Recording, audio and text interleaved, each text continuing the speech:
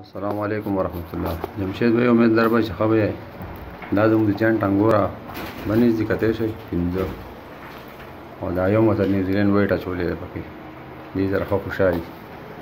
دا د نیوزیلینډ وایټ چې دویم کلچ بچي کتی شئ. دا نر دی.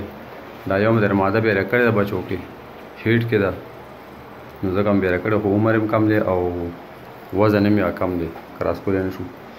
دا جنټ انګوره 2 میل دي. دا هم د جنټ انګوره ماده ده پریګننټ ده او په 10 ورځو کې بچي راوړي. دا نیوزیلینډ وایټ دی اخري کلچ دی دریم د دې سیزن کتی شئ ماشاءالله ښه ایکټیو دي دا بچي.